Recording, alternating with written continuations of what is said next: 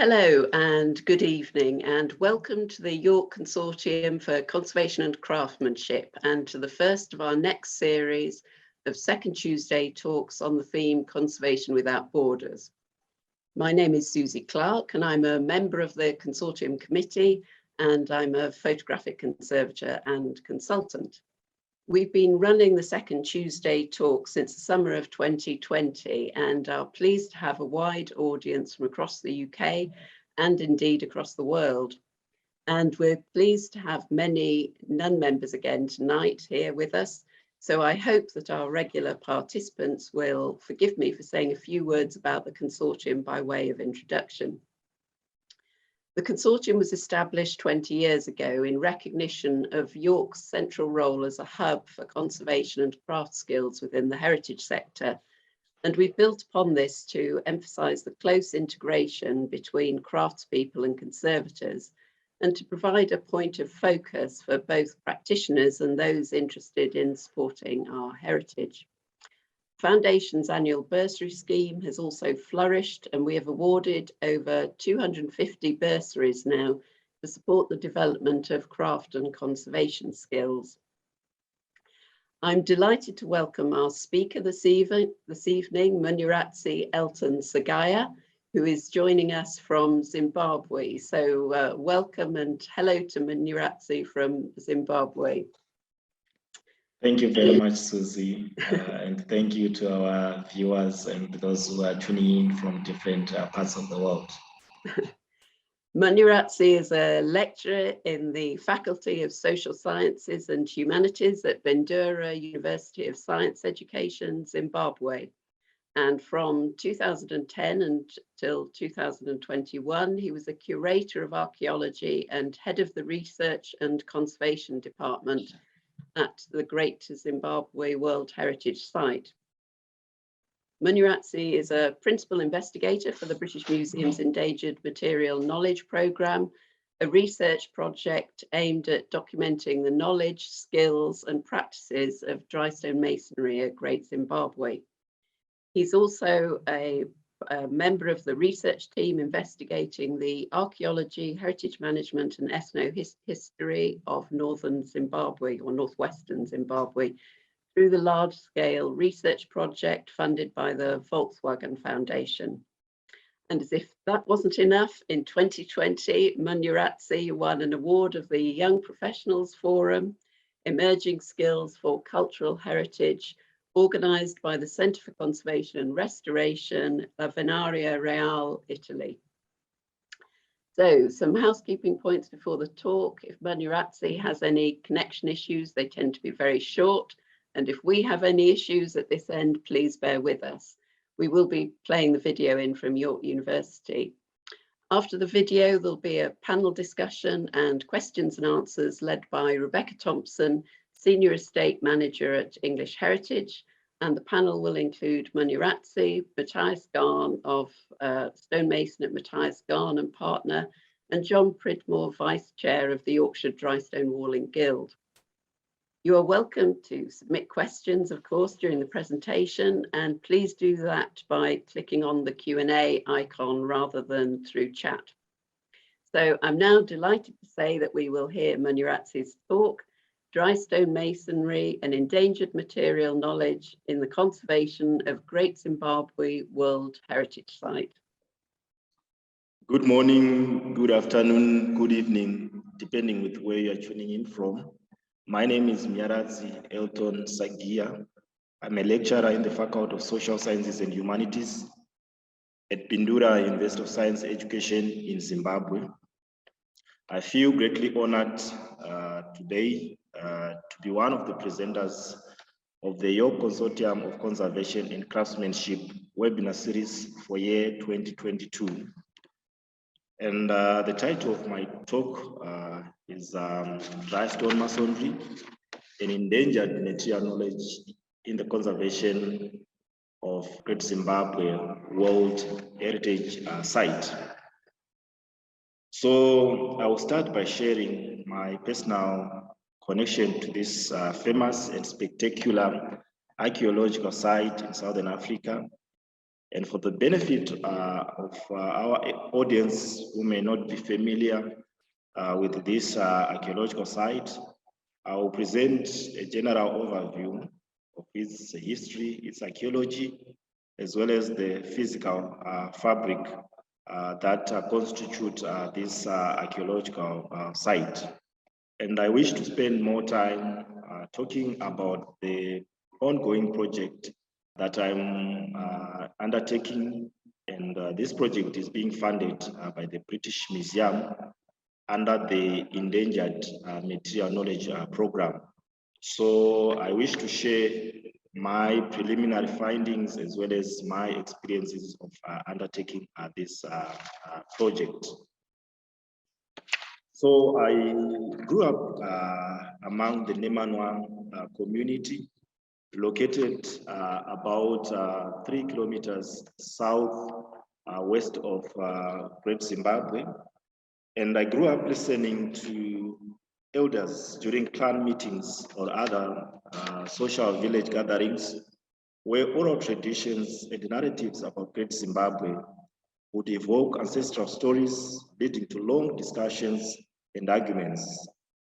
It is largely against this background that I was influenced to study archaeology at university. My goal was to better understand Great Zimbabwe by combining indigenous academic knowledge of the site. And in 2009, a few months after completing my Bachelor of Arts honors degree in archaeology, cultural heritage, and museum studies, I was employed by the National Museums and Monuments of Zimbabwe, which is the government parastatal responsible for the management of heritage in the country. So I was employed as a curator of archaeology at Great Zimbabwe. I worked at Great Zimbabwe from March 2010 up to April 2021, when I resigned and joined the university where I'm currently based. But while listed at Great Zimbabwe, my key duties and responsibilities revolved around the conservation of dry stone architectural heritage. Relying on my experience, which combines scientific conservation and personal indigenous relation to this site, my talk will focus on sharing experiences and preliminary findings of an ongoing research project. Among other aims, this project seeks to document the knowledge, skills, and practices of dry stone masonry at Great Zimbabwe, which I consider to be an endangered material knowledge. So Great Zimbabwe is a site built in dry stoneholding, and it is the largest and famous archaeological site in Southern Africa. This site is located 27 kilometers southeast of Masvingo, a modern town in south-central Zimbabwe. It was proclaimed a national monument in 1937 and enlisted on UNESCO's World Heritage List in 1986. Great Zimbabwe is comprised of dry stone walls and numerous earthen structures constructed on a steep-sided hill and spreading into adjacent valleys. Zimbabwe is a Shona word referring to a house of stones, and the prefix great was introduced by early European visitors to distinguish this site from more than 360 similar but smaller sites dotted in the country, and also found in the neighboring countries of Botswana, Mozambique, and South Africa. So this is a map showing some of the sites similar to Great Zimbabwe, but smaller in terms of size. As I mentioned, there are also a number of these sites that are located in Botswana. Some are also found in South Africa, such as Tulamela, Mapungubwe. Then in Mozambique, we also have similar sites such as Manyikeni. These are some of the similar sites that are also found in Zimbabwe, and some of these sites have been enlisted on UNESCO's World Heritage List, such as Kami World Heritage Site, which is found in southwestern Zimbabwe. We also have this Umbusi National Monument, which is located in northwestern Zimbabwe within a national game park. We also have Naletale, which was recently enlisted on UNESCO World Heritage tentative list. Then there is also Majiri. These are just examples of some of the sites that are similar to Great Zimbabwe, and but they are smaller in size. So this prefix great was therefore meant to distinguish Great Zimbabwe from these many other sites that are dotted around the region. So Great Zimbabwe was certainly the largest pre-colonial built-up area in Southern Africa, and currently the site occupies an area of 720 hectares. So this map here, I hope you can see where I'm indicating. This is the current demarcations, the current official boundaries of Great Zimbabwe, and this is the 720 hectares. This is an area of view of the core zone of the site, and I'm going to talk about these different parts that constitute the site. But Great Zimbabwe is a site that has also generated a lot of discussions, a lot of debates pertaining to who built it, why was it built, how was it built, when was it built, as well as what caused the site to collapse around the 16th century. So it is a site that has yielded a large corpus of academic literature, and this research is still ongoing, resulting in new thinking, interpretations, and perspectives. Explaining the origins of the site is one of the key issues that has led to a huge debate, which has resulted in what is popularly referred to as the Great Zimbabwe controversy. This controversy has been about whether the authorship of Great Zimbabwe was exotic or indigenous. The early 20th century visitors of European origins, who included antiquarians, explorers, and hunters, had attributed the construction of Great Zimbabwe to Phoenicians, Arabs, and other foreigners. The thinking of the time was that the indigenous population was too backward to be credited for the establishment of such a complex civilization. Thus, individuals such as Karl Mauch, who was a German explorer who visited the site in 1871, popularized the myth that Great Zimbabwe was built by Phoenicians and other non-indigenous people. And he connected Great Zimbabwe to King Solomon and Queen Sheba, a situation which actually led to the scramble for Great Zimbabwe by antiquarians, treasure hunters, and many other people. However, the serious archaeological investigations of the site was conducted in 1905 by a British archaeologist named David Randall McIver, who is the first to confirm the indigenous origins of Great Zimbabwe.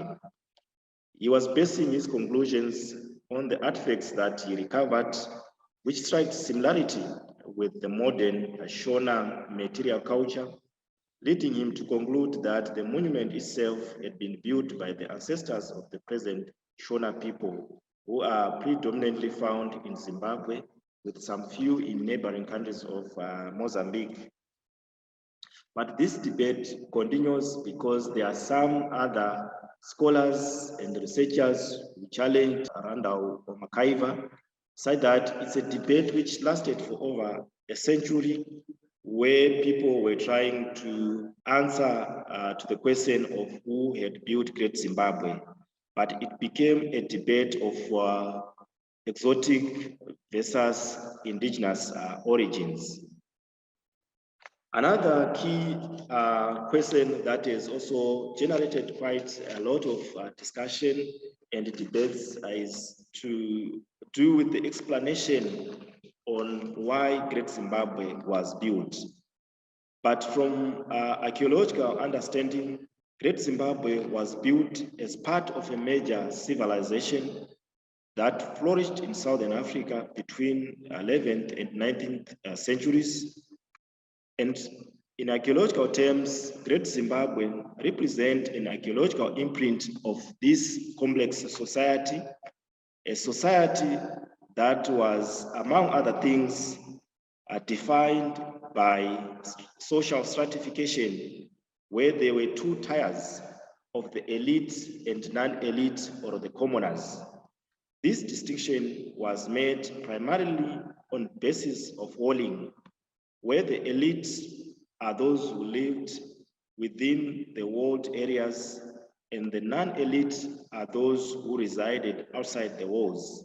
However, the ongoing researches are challenging some of these earlier presented interpretations of the rise and development of these complex societies in Southern Africa. But at Great Zimbabwe, archaeologists managed to recover large quantities of artifacts and other material culture that points to different political, social, and economic organizations which contributed to the rise and development of this settlement. Some of the factors that have been put forward include sacred political leadership, cattle husbandry, cultivation of crops, and the control of trade routes between the gold fields on the Zimbabwean plateau and the Indian Ocean to the east. So these are some of the explanations that have been put forward to explain why this settlement was established. And also two other key issues that have been of interest in terms of understanding what Great Zimbabwe is the question of when was it built. And research has also shown that Great Zimbabwe was constructed over several centuries, beginning around 900 AD, with later additions dating to around 1600 AD. And at its peak, it appears that this site had a population of over 10,000 people who were settled over the 720 hectares.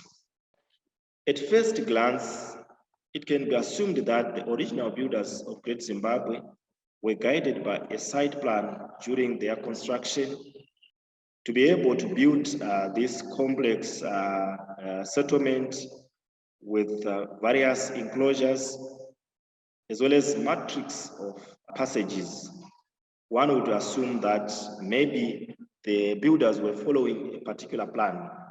However, architectural studies have revealed that the site was built without any preconceived plan, but walls were constructed and altered over many years to suit the needs and taste of the original builders. The stone walls were built from blocks that were quarried from granite blocks from the surrounding outcrops, and the walls are either freestanding or retaining walls. I will talk about these different types of walls in just a moment. But for now, I want to briefly talk about the reasons that have been presented with regards to why this civilization collapsed around the 16th century. Archaeologists, historians, and scholars from other related disciplines attribute the collapse of Great Zimbabwe state to a combination of factors. Chief among these factors is the ecological imbalance. It has been argued that over the ever-increasing population reached a point where it could no longer sustain or be sustained by the natural environment. And because of this ecological factor, it pushed people to think of establishing other states. And as such, there are two states which emerged from Great Zimbabwe. One known as the Mutapa state, located in northwestern Zimbabwe, and the other was the Torwa state in southwestern Zimbabwe. The rise of these two states has been presented as one of the major factors to the decline or the collapse of the Great Zimbabwe settlement. Although abandoned by the majority, the site continued to play an important role. That is, around the 18th century, there is evidence that the settlement was being used mainly for religious activities, as well as a center of refuge. But most areas of the site had been abandoned and were then in a ruinous state, as you can see in these photos, where the site was overgrown with the vegetation, some of the trees actually growing on top of walls and contributing to different conservation challenges. So the Great Zimbabwe site today is surrounded by 4 local communities: the Charumbira, the Nemanwa, where I come from, then there's the Mugabe, as well as the Murinye. These communities over the years have remained the traditional custodians of the site, and oftenly they come to the site for rituals and other ceremonies, because amongst the communities, Great Zimbabwe is a shrine. It is home to the living and departed ancestral spirits. So it is a living heritage that communities would always want to come and perform different rituals and ceremonies. Now, I want to shift my attention to the architectural details of the site, and among other things, the well-elaborate and gigantic dry stone built walls are the ones which have made Great Zimbabwe famous and spectacular. Here, I want to shed light on some of the site's architectural details, and archaeologists have categorized the site into 4 main areas that are referred to as the hill complex, the Great Enclosure, the Valley Enclosures, and the peripheral sites. But my elders of my clan simply call the whole site Zimbabwe, meaning a stately residence. But before describing these different components of the site, let me first talk about the construction materials, type of walls, wall styles, and other architectural characteristics of the site. In terms of construction material, Great Zimbabwe was built using biotite granite quarried from the surrounding granite outcrops. So this is the general landscape of Great Zimbabwe, and as you can see, it's dominated by these granite outcrops. So researchers established some ancient quarry sites within this landscape, and this is one of those quarry sites. And researchers also established the quarrying techniques, where stonemasons made use of a technique of making fire on fault lines or cracks to speed up the exfoliation process. Then after the cracking of the granite rock into bigger blocks, the masons would then use hammers and other tools to break these blocks into ideal sizes and transport these to different construction areas. And in terms of walls, there are 2 types of walls at Great Zimbabwe. namely the freestanding walls and the retaining walls. So this is an illustration of a freestanding wall, which is a wall generally constructed out of two outer faces of carefully stacked and coursed blocks, infilled with core that are usually of less regular in size and shape, but generally of similar nature. Then this is the illustration of a retaining wall, which comprises of an outer face of coursed regular blocks. But unlike freestanding walls, the core material is more irregular, but of a size to the face blocks. And most of the walls that we find at Great Zimbabwe ranges between 1 meter to 12 meters in terms of height. Their width ranges from 1 meter to around 4 meters. And these enclosures and platforms that were built either through the freestanding walls or the retaining walls were mainly meant to demarcate space, and inside the enclosures, that's where houses were built. And this is an artistic impression of the type of houses that were built within the walled areas and even outside the walled areas. This is a floor of an original house that is still found in Great Zimbabwe. It was exposed and it's protected, preserved for public presentation. Then the walls at Great Zimbabwe are founded either on granite bedrock, like this particular wall, or on a soil, as depicted here. And the quality of foundation varies. For walls built on soil, the foundation comprises layers of granite blocks at the base, as revealed here. The walls at Great Zimbabwe has also been classified in different styles. And this was initially introduced by a surveyor who once worked at Great Zimbabwe, who was called Anthony Whitty.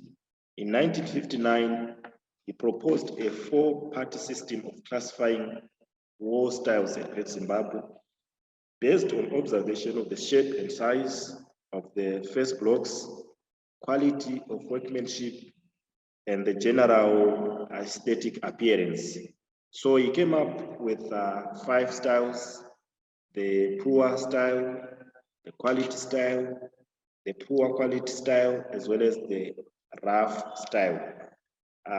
In terms of the poor style, you can see that it is a wall that consists of structures in which blocks forming the wall face are irregular in shape and size, as depicted here. And the majority of the building stones show no sign of systematic dressing. Then the quality style of walling is easily recognized as the better class and a neater work, as shown on this illustration. Walls of this type are approximately regular blocks laid in relatively even and level courses. Then the poor quality style is the style of walling that is intermediate, and as such, it has characteristics of each of these two that I've just described. Then the other style of walling, this class is comprised of a mixture of blocks typical of P and Q, together with triangular and other irregular shaped lumps of stone. They are poorly fitted together, as we can see, needing the frequent use of small wedges and often show gaps and holes in the facing. So these are some of the styles that continue to be used today in terms of monitoring and identification of walls The styles have also been applied in terms of trying to understand the chronological development of the site. Now I shift to the different major constituents of the site that I highlighted before, where I said archaeologists have categorized the whole site in terms of architecture into 4 major components of the hill complex, great enclosure, valley enclosures, as well as the peripheral sites. So now I want to briefly describe each of these components. And I will start with the hill complex. And the archaeological stratigraphic sequence shows that stone wall building began on the hill. And the largest of these structures on the hill is the western wall. This is the western wall that I'm referring to. This is perhaps the finest architectural construction of the site on the account of monolith. I don't know if you can see this monolith, which are on top of the wall. They are also solid conical turrets, these 4 solid conical turrets, and an entrance incorporating lintels.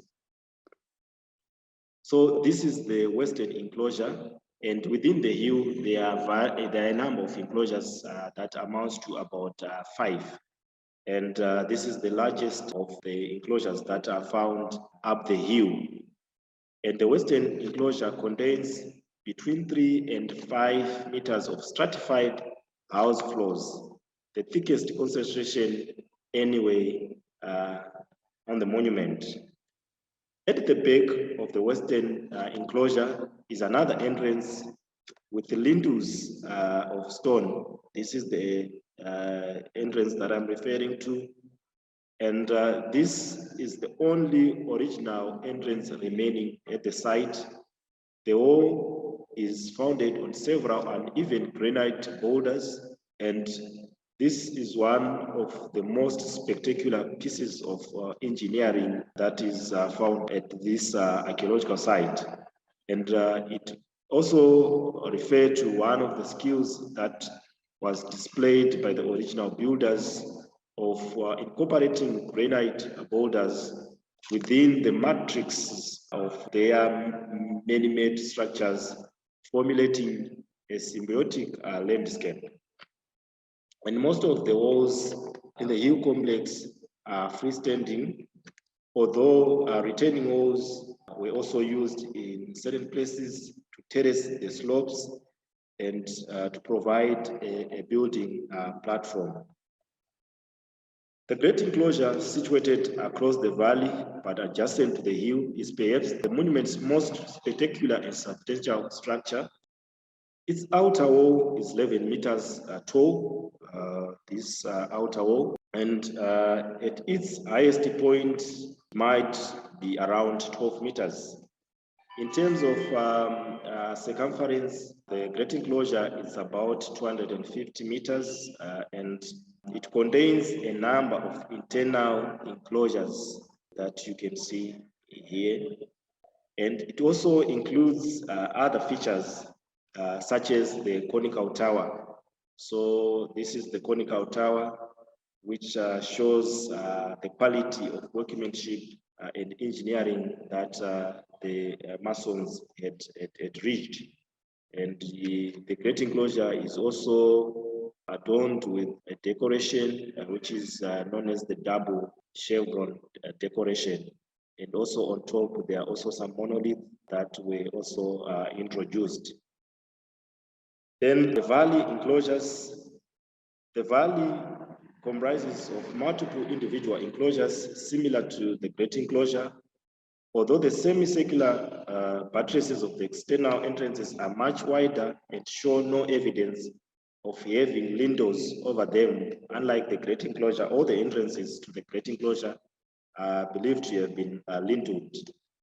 Prior to independence in 1980, The valley enclosures were named after different early European visitors to interact with the site, such as the Posselt brothers, Adam Renders, Mauch, and many others. But when the country attained its independence, these names were changed to neutral names. For example, the Posselt ruin here is now known as the Western Valley enclosure.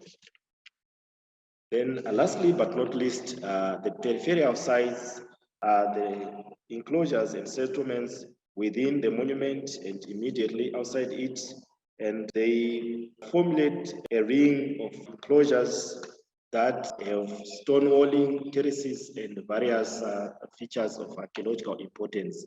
So within Great Zimbabwe, we have the Nemanwa ruin situated here, the Chenga, as well as Mutuzu, and many others that are outside the boundary of the site. Now, I want to briefly talk about the conservation history of these dry stone walls, because dry stone buildings are inherently prone to weaknesses and structural problems as a result of numerous factors, which may include vegetation overgrowth, even tourists, as well as animal trampling. Physical damage of dry stone structures can only be controlled and limited through continuous conservation. And the conservation of dry stone structures require specific masonry knowledge and skills. So I want to briefly highlight the conservation efforts from pre-colonial to the post-colonial era. It has been argued that the repair and restorations of dry stone walls commenced with the original builders themselves, that is during the pre-colonial era, who were able to build, restore, and maintain these structures. At Great Zimbabwe, evidence depicting the repair and restoration by the original builders has been recovered during numerous restoration projects. So as such, we can argue that the conservation history of Great Zimbabwe predates the colonial era, which spans from 1890 to 1980. And during the colonial era, the major conservation work took place between 1911 and 1948, when the site was under the custodianship of St. Clair Wallace. During this period, Wallace reconstructed a number of walls, notably all entrances at the Great Enclosure and the entrance to the Western Enclosure in the Hill Complex. After the departure of Wallace and up to 1980, there was no serious repair of walls and other related conservation measures at the site due to different reasons. Chief among these reasons is the intensification of the War of Liberation around the 1960s and 70s. And in actual fact, Great Zimbabwe was at some point around 1978 closed for visitors and for any day-to-day maintenance work, and it was reopened when the country attained independence in 1980. And when the country attained its independence in 1980, the country that was formerly known as Rhodesia was renamed Zimbabwe after this archaeological site, a development which likely activated the post-colonial regime efforts of rehabilitating and developing Great Zimbabwe into a world-class tourist destination. In 1982, Zimbabwe became signatory to the World Heritage Convention of 1972, and with very limited indigenous heritage experts, the government had to rely on intergovernmental heritage organizations such as ICOMOS and ICROM, as well as from UNESCO. And in 1982, UNESCO sent a consultant to Zimbabwe to advise the national museums and monuments of Zimbabwe on how to preserve Great Zimbabwe and other related monuments. The consultant, whose name was Hamo Sasson, expressed concern at the desperate condition in which he found the monument, noting in particular the absence of any maintenance strategy. So among his recommendations, he suggested the setting up of an intervention team that was to include the traditional stonemasons. He also recommended for the construction or establishment of a conservation center, a dedicated center that was to be manned by archaeologists, surveyors, conservators, and dedicate itself in terms of researching and conservation of the dry stone walls at Great Zimbabwe and other related sites. So this is the center where I was working during my time at Great Zimbabwe. And amongst the key professionals, the key artisans manning the conservation center, the dry stone wall, and I want to briefly talk about these artisans. And in Africa, the knowledge and practices of dry stone masonry are usually embedded in indigenous knowledge system. In Zimbabwe, there are no formal institutions for training in dry stone masonry, where this skilled knowledge has been transmitted over generations. Following local traditions linking this knowledge to the ancestral builders of the Zimbabwe culture settlements that are similar to Great Zimbabwe, the development of the stonemasonry practice and knowledge can be traced back to the 11th century. And traditional dry stone masonry persists among the local communities at Great Zimbabwe and remains invaluable for conserving this site and similar sites elsewhere in Zimbabwe, as well as in the neighboring countries of South Africa, Mozambique, and Botswana. However, today, only very few traditional stonemasons are skilled in restoring and repairing ancient structures. This knowledge and these practices have never been recorded in detail. In Southern Africa, only few skilled dry stone masons remain, and the region relies on the service of stonemasons from Zimbabwe, and mainly those that are based at the Great Zimbabwe Monument. And over time, stonemasons from Great Zimbabwe have assisted in the restoration of dry stone buildings at important sites such as Mapungubwe in South Africa and Noboshawa in Botswana. However, due to natural death, retirement, and lack of sustainable transfer or training of dry stone masonry practices and knowledge systems are now critically under threat. And as a physically demanding practice with limited employment opportunities, stonemasonry is a profession that has failed to attract the interest of the youth.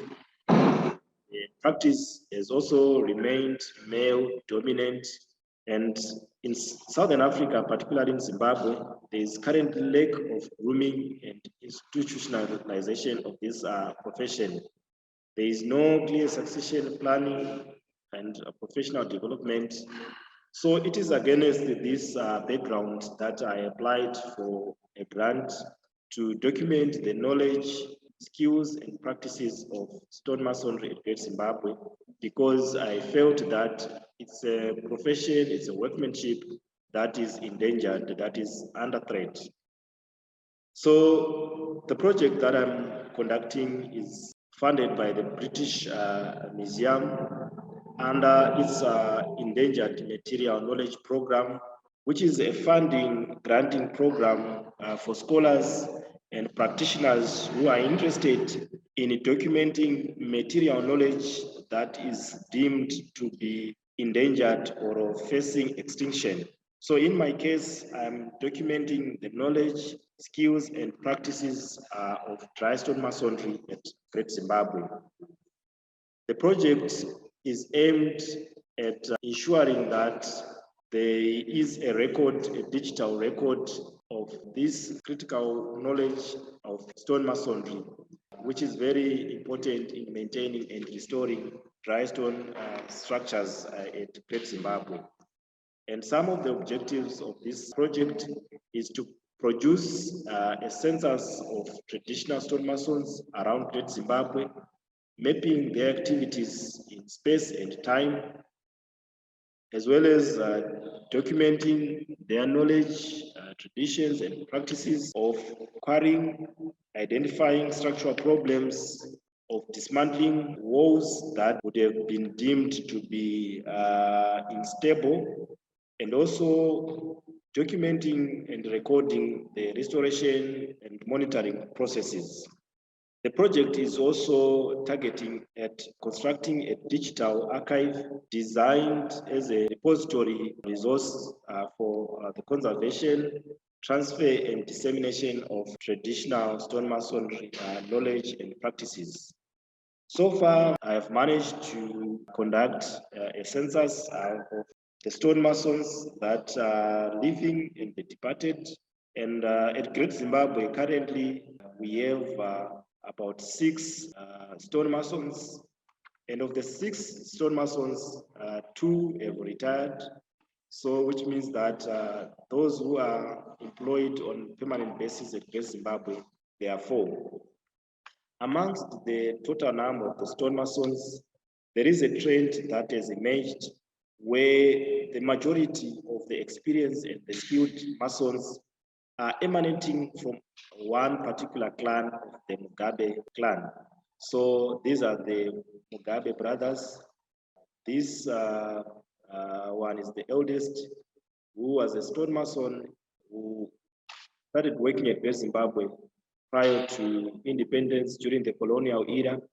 And during the discussions and interviews with him, he argues that he inherited this skill from his father, who also inherited it from his father. So it's a skill that seemed to be passed from one generation to the other.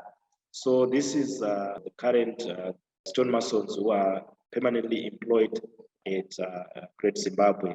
And all these stonemasons were trained by Leonard Mugabe, who is one of the famous and well-known dry stonemasonry in Zimbabwe, who worked at all these other sites that are similar to Great Zimbabwe, where restoration and repair work have been undertaken. So as part of my activities, I've also managed to conduct interviews with the serving as well as the retired stonemasons. And I've also interviewed curators based at Great Zimbabwe, community elders, to try and understand and capture the different important knowledge of dry stone masonry. So it was during an interview with Leonard Mugabe at his home, which is located about 40 kilometers from the site. Then here I was also interviewing another retired stonemason, also from the Mugabe clan. I've also managed to conduct a focus group discussion that I've combined stonemasons, curators, and also those from the universities to try and map the way forward, in particular with regards to how they can be a systematic transfer of stonemasonry skill from the present generation to the other, rather than leaving this important skill to chance, because currently there's no formal skill transfer mechanism that is existing in the country. And also, as part of my project, I've managed to record stonemasons during the processes of restoration, dismantling of walls, identification of different stone blocks, the face blocks, the core blocks, and so on.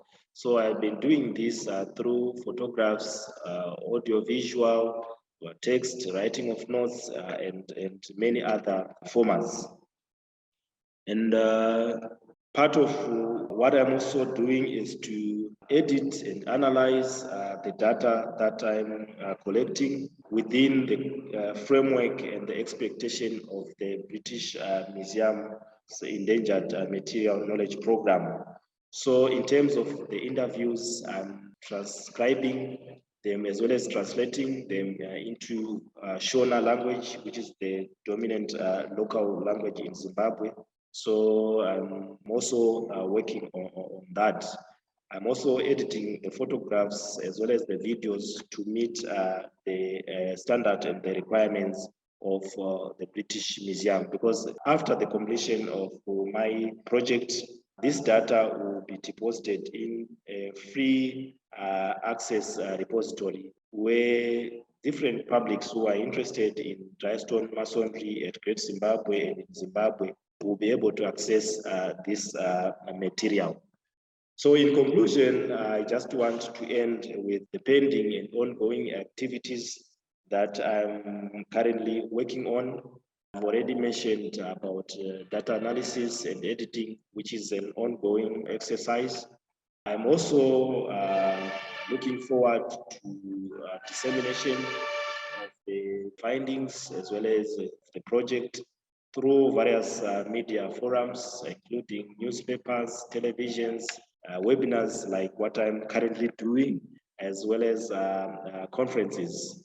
And one major pending activity that I also look forward to undertake is to conduct a workshop with stonemasons and conservators, possibly trying to discuss the modalities that can be worked through to establish an association for the dry stone masonry in Zimbabwe.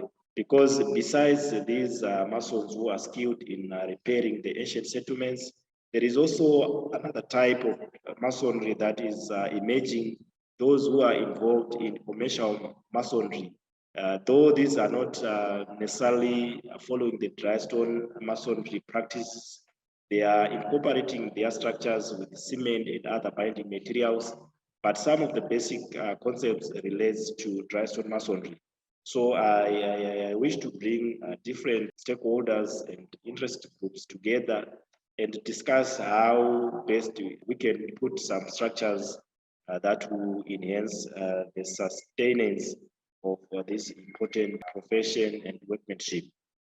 I also look forward to compile a restoration manual or restoration guide that will be in both English and Shona version, because currently Zimbabwe and Southern Africa, there is no context-based guideline that informs the restoration and repair of dry stone walls.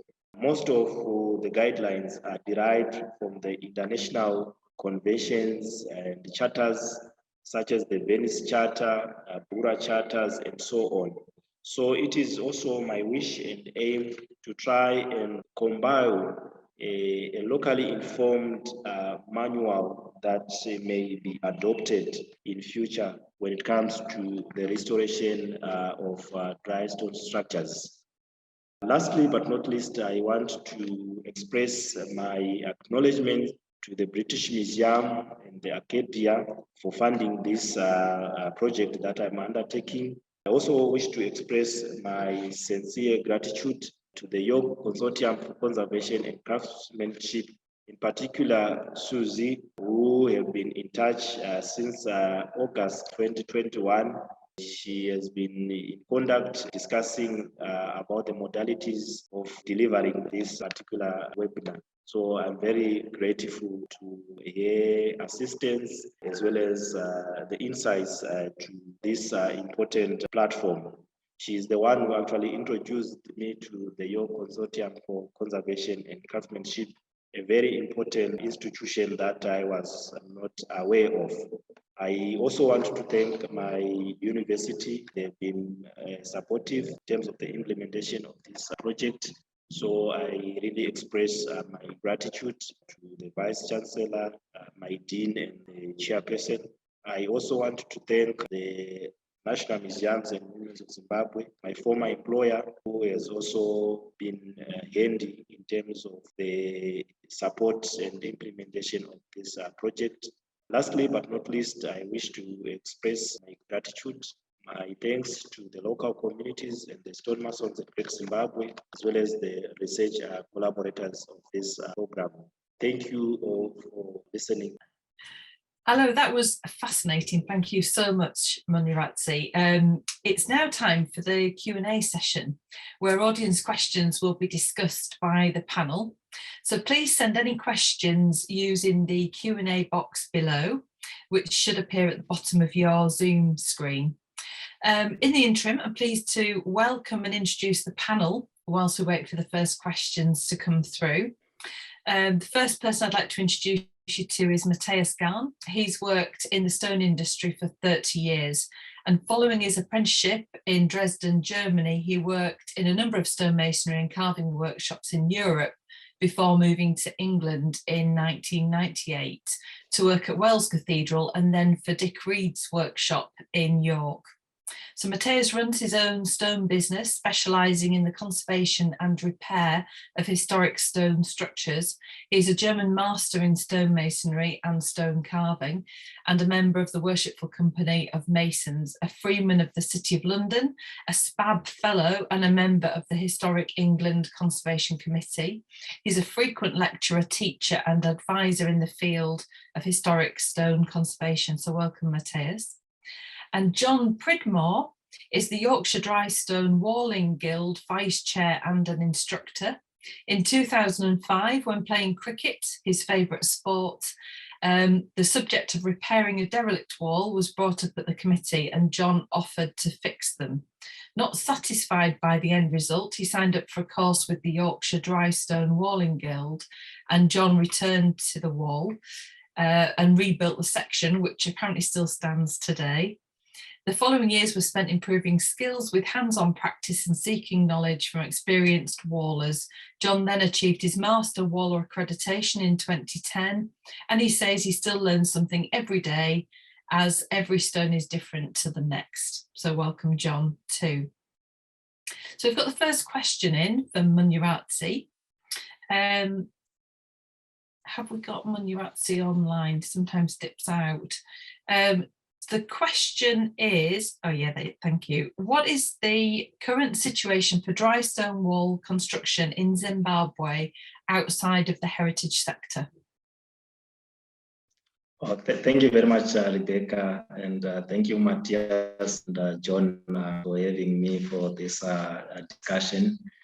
So what has been happening is that in the recent past, there have been a proliferation of tourist structures that mimic the Great Zimbabwe architecture in form of lodges, hotels, perimeter walls, and many other modern structures, where there is a new crop of Masons who are using the ancient traditional quarrying of stone blocks and building these structures, imitating the Great Zimbabwe architecture. But the difference with the dry stone masonry is that these kind of new modern structures are now importing cement and other binding material instead of relying solely on stone blocks without any introduction of a binding material. And you would find that there are also some wealthy individuals who are also building different modern structures that also mimic the Great Zimbabwe architecture. So this is a kind of a new dimension of stone masonry outside the heritage sector that is currently emerging. That's really interesting. And Matthias, did you have a follow-up question on tools? Yeah, thank you, Munyaradzi. What a really interesting, great lecture. I learned so much and have so many questions. But one question would be, most likely it's probably something John will maybe answer too, is about the tools, what people use. And then the other thing is what I just learned is that Zimbabwe means in Shona like stone house. So you just talked about houses, new buildings. Do people build new houses? And when they do so, what tools to use? and maybe John can say what tools he used. But I hand over to you, Munyaradzi. Oh, thank you very much, Matthias, for such a very interesting question. Maybe I'll start with the one on about tools. It's a very interesting question in the sense that so far from the archaeological record, I haven't came across any artifacts that relates to the tools that were used by the original builders of Great Zimbabwe. What researchers have managed to establish so far are the ancient quarrying sites that are located within the Great Zimbabwe landscape, but they haven't recovered the tools that were used.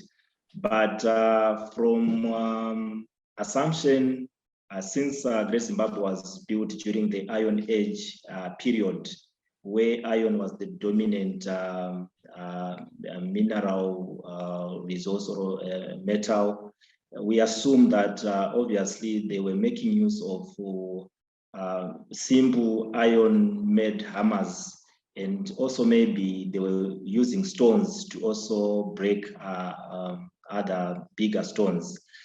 From my presentation, I briefly touched on the quarrying technique, which the original builders, even the present-day stonemasons, are using, where they make a fire on top of a granite outcrop, in particular where there are fault lines or cracks. This is done to speed up the exfoliation process. And after the breaking of the granite into bigger blocks, that's when the modern day masons would use maybe a 14-pound hammer to break the bigger block into different sizes that they require according to a wall that they want to build. So from the archaeological record, it's still a knowledge gap that I think you have challenged us to try and research further to establish what specific tools were used during the original period of the construction of the site. And I think it's something that we'll start to work on. But the modern day masons, as I have said, the major tool that they use beyond the traditional system of making fire is the iron hammers. Yes, indeed, Zimbabwe means big houses of stones, and the name of the country was actually derived from the site that I presented. In terms of the modern houses, people are no longer, because these walls were not built as houses, but they were more like enclosing spaces. They were more like perimeter walls. Inside these walls, they would then build their houses. And from the archaeological record, these houses were made out of, the walls were constituted by poles and daka, or clay in some cases, poles plastered with clay, then roofed with poles and grass. But in the modern days, now we are using bricks, cement, and the tools that many builders use are the modern construction tools, such as use of spirit levels, trowels, and so forth. That's really interesting. I like the granite technique for heating and splitting stones.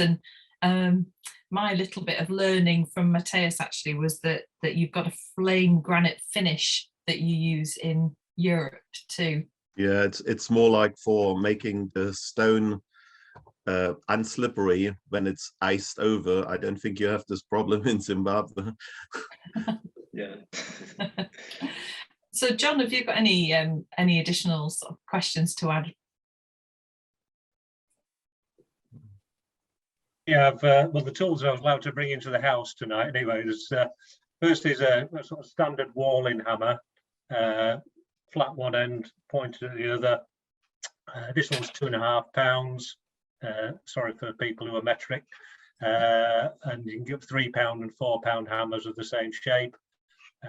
You can also get what are called French hammers, where the pointed end here is actually vertical instead of horizontal. And it's really just a personal choice of what a waller wants to use. The other one is just a cold steel chisel. I apologise, the stage I've been walling a muddy field today, so they're not very clean. And outside of your hammers and chisel, I mean, wallers, you know, if there's any wallers on, they'll agree that you tend to collect hammers over the years and end up with a bucket full of God knows how many hammers, but there's always one or two you normally turn back to. Outside your hammers, as Matthew said, a 12-14 pound lump hammer to break big stones, and a mattock or a jemmy bar just for digging foundations out. And pretty much, you know, a waller can get by with those tools. Added to that are either A-frames or pins and lines to set the shape of the wall and to set your levels as you go along with the build. So pretty simple tool set for a waller, and that's pretty much all you'll need to get by and start building walls. Wow, that's really interesting. So the next question is from Paul Hill, and he asks, do you, Munyaradzi, have access to some of the books available to dry stone wallers in the UK? Thank you, Paul, for that question. Unfortunately, I do not have access to the UK literature on dry stone holding, but I would love to read some of these works, especially to compare our own situation with the one in UK. I was actually surprised when Susie shared with me some very interesting photographs of some of the major dry stone places and sites in the UK, in particular the York, around the York city. So it will be of my interest to also read literature from UK and see where we share some similarities and differences, and where we can actually learn from each other's tradition of dry stone masonry. Yeah, that's really interesting, and that, you know, knowledge share is so important and really important in your research as well. So I've got a next question is from Adam Vaughan, and he asks that would the dry stone walls originally have had any plaster facing to them?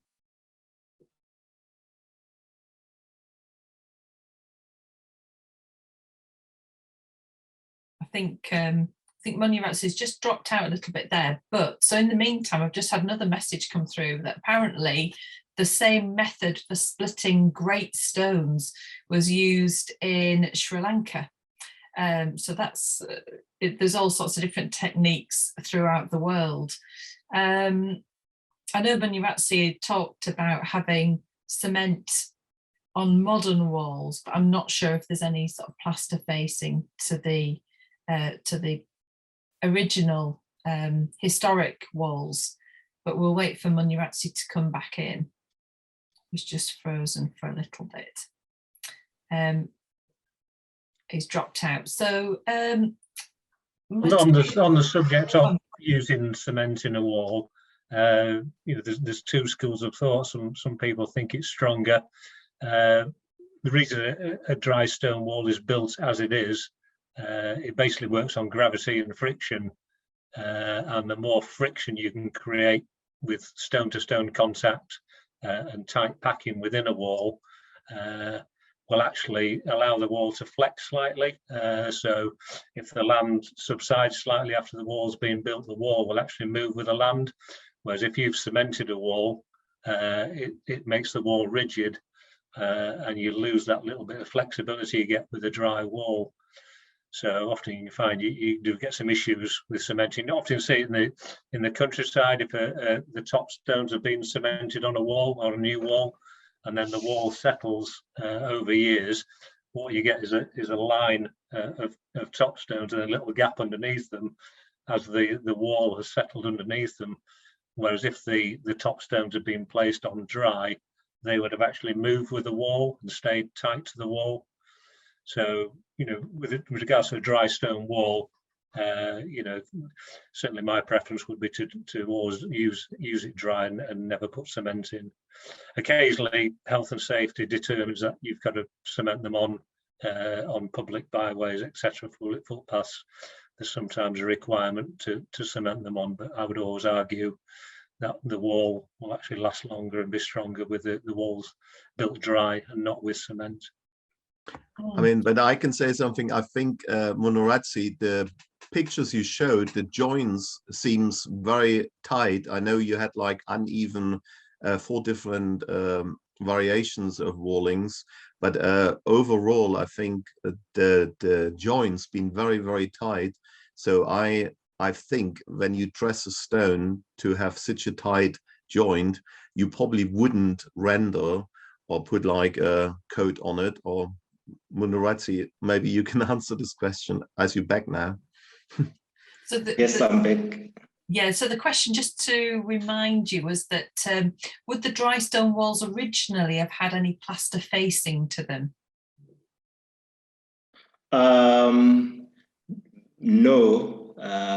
No, yes, in the sense that at Great Zimbabwe, there isn't any wall that shows any form of a plaster, but there is another site which I showed in my presentation of Kami, which is also on the UNESCO World Heritage List. Part of the walls at Kami are plastered in the interior, and there have always been these debates whether this plaster was done by the original builders, and if it was done by the original builders, for what purposes. There is a huge debate about that plaster, and from my knowledge, it's only at that particular site of Kami. Other many dry stone old sites in Zimbabwe are not plastered. Mm. So the Kami situation is actually a unique case that has actually divided people in terms of what might have been the purpose of that plaster and who might have introduced that plaster. Was it the original builders or some other later occupants of these sites? Oh, that's really interesting. Well, I think we've only got time for one more question. Sadly, the time is absolutely flying by. And so we've got a question from Yu Chun Kan, who says, what did the different types of wall building techniques at Zimbabwe probably mean? Did they represent different constructing or maintaining events in the past, or were they made by different working groups? Oh, that's a very that's a very interesting and a tricky question.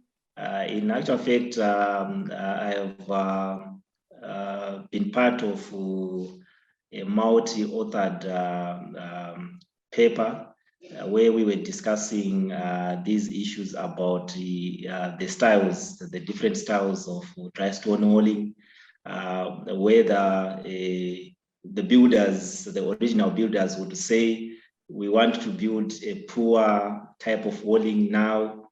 Then later on, they would change their mind that now let's build a quality style of walling.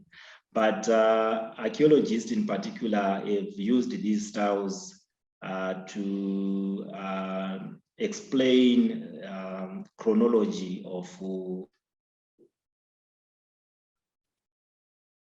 Okay, well, Munyaradzi has just dropped out, so I was going to ask John about different types of walling then in the UK. Is there how many different types, and can you identify a waller by the style? Yeah, different wallers have different styles.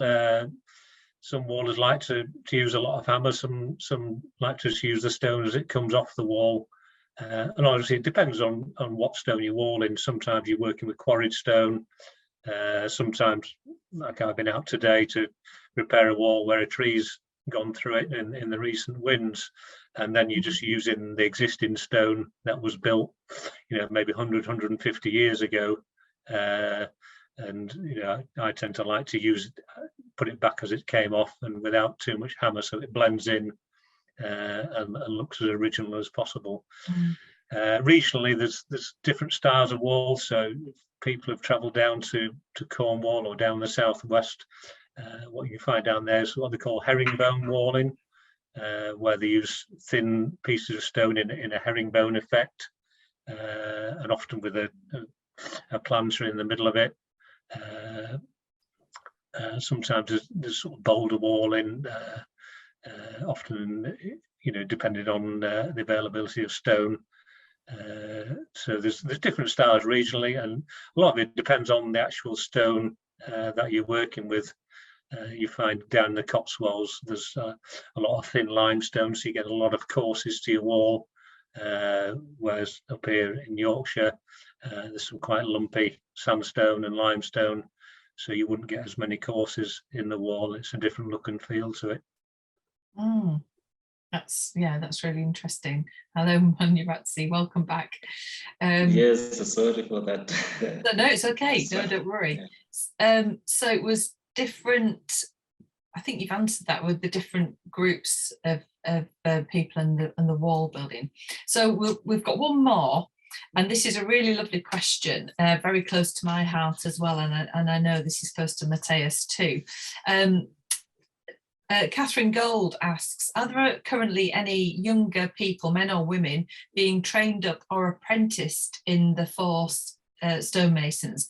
If not, are you hoping to get any funding from the BM, UNESCO or elsewhere to start an internship programme for stonemasons? Oh yes, that's a very lovely question. What I can say is that as part of the project that I'm undertaking, the British Museum, it has always been one of my aims to make sure that I bring in young people, boys and girls, into this profession, because it's a profession that is endangered, in the sense that currently we only have very few skilled and experienced masons, and we have no sustainable skill transfer to these youngsters. So I would love to apply for further grant, especially towards internship that would attract more youngsters into dry stone masonry, because one of the challenges has been about the job market, the employment opportunities for those with this skill, because currently the institution that employs stonemasons is the National Museums in Zimbabwe, and because of budgetary constraints, the institution does not have capacity to employ as many masons as may be required by the existence of these dry stone walls within the country and even in Southern Africa.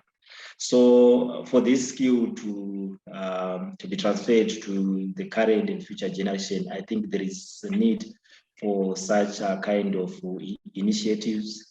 And currently at my university, we have introduced one module where we are teaching a theory on dry stone heritage of Southern Africa. But part of what we are teaching include issues to do with restoration and conservation. But I think it would be very critical if we would come up with a practical program where the youth are introduced to real stone masonry practice. Yeah, that's really interesting. And I've got to say, inspired, we all need to do more about apprenticeships and our stonemasonry craft skills, and certainly inspired by the German journeymen and the French companions. So there's plenty of guidance out there of how these wonderful things work. Do you want to add anything else in about training or apprenticeships? You're both trainers and lecturers. I'll go to Matthias first. Well, it was really interesting to see the one Mason. Is it Leonard or Leonard? Yeah, yes. He trained the other 4 Masons, and the pictures showed you've been very proud. And it would be really interesting to see, like, I don't know, like a formal setup for training, and it's like a framework, but it's like in the family there. I come from a family of stonemasons. My father, grandfather, they all been stonemasons, but my brother now, my nephews. So I can see where they're coming from. But with the opportunities, what you said, I can see it is probably very hard to find opportunities. That's why I asked also before about new build, and that's maybe something to go for. One question I wanted to ask you is, like, with the project with the British Museum, how much time you have with COVID and all of that playing in? Do you have to finish the recording, or is there a time limit to it? Yes, there is a time limit. In actual fact, the end date for the project is end of this month, but I have an extension up to August, just to cater for the unforeseen disturbances. So the stage that I'm currently at is just to finish off editing and formatting of the material that I've already elected. And also I wish to develop a restoration manual guide, because currently in Zimbabwe, we don't have any written manual that guides restoration of these stone walls, though we tend to borrow from the international frameworks such as the Venice Charter, the Bura Charter from Australia. We tend to borrow the concepts in terms of respect of originality, anastolicist, and other restoration principles. So as part of the project, I wish to produce a homegrown or something that is influenced by the knowledge of the stonemasons. So it's something that I would also be glad to get your insights, even assistance in terms of that restoration manual guide. We have to continue the conversation. I'm pretty sure John and me were very happy, and my friend Paul Hill, who lived a while in Zimbabwe, I'm pretty sure he will be very interested to help, maybe sending first some books over, or maybe we can invite you over to come to our workshop, where John is building a very big dry stone wall at the moment. Wow. That would be interesting. Sorry, Rebecca. No, that's absolutely fine. I love the enthusiasm, Matthias. We could go on all night, really, couldn't we? I know. So we've got to sort of wrap up. But John, did you have anything else on training and apprenticeships? Quickly, with the Guild, we run training courses throughout the year. It's a weekend course open to anybody. We get a variety of people on, from bankers to gardeners, all sorts of people wanting to come and learn the skill. The take-up post-course is not brilliant. So getting young people involved in the craft and the skill is still a challenge, and something we're always trying to push and work on. But at the end of the day, it is hard work. You to earn a living, you're shifting 5, 6, 7 ton of stone a day, and that's day in, day out. So in all weathers. So it's a hard craft. Nice in the summer, not so nice in the winter. I've just got to have that passion, I guess. I'm being told I can ask two more questions as long as we're quick. So I'm going to sort of combine them. So one from Martin Sancliffe is, how were the walls originally capped? You mentioned monolithic capping on the Great Enclosure. Was this standard? Also, in the amazingly tall walls, were there any tie stones to link the outer skins to the rubble core? And then a sort of a combined additional question from Nicholas Warnes that says, is there any evidence of pudlog holes on the walls, especially for the tall walls? So that's quite a nice combination. If we could quickly answer those, and then I'll do the closing remarks. All right, I'm not so sure if I got you correctly, the questions, but let me just make an attempt.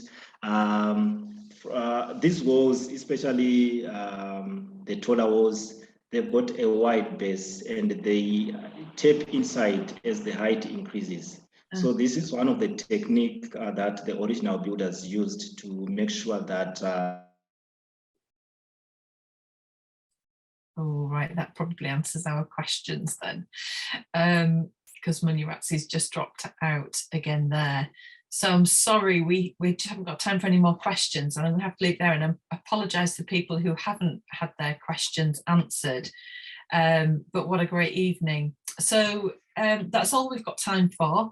I'd really like to thank Munyaradzi. Hopefully he'll come back in for a proper thank you and a wonderful presentation, and also a really huge thanks to Matthias and John for joining us and really enhancing the Q&A sessions. Thank you all for watching and participating. I hope you've enjoyed tonight's talk. When the Zoom screen closes, you'll be asked to participate in a short feedback survey, and we've tried to keep it brief. And we do appreciate that everyone is bombarded with these surveys, but please do take the time to complete it. It should only take a couple of minutes. We do use your feedback to guide for future events, and it really is incredibly helpful. I'd also like to take the opportunity to invite non-members to join as members. We welcome supporters as well as practitioner members, so you can sign up via our website, where you'll also find more details about the benefits of membership, and there are many. It's a really good organisation. We hope that you can join us for our next talk, which will be on the 8th of March. So do check out the website again for details. And thanks again to all our panellists, and thank you for watching, and have a great night. Thank you.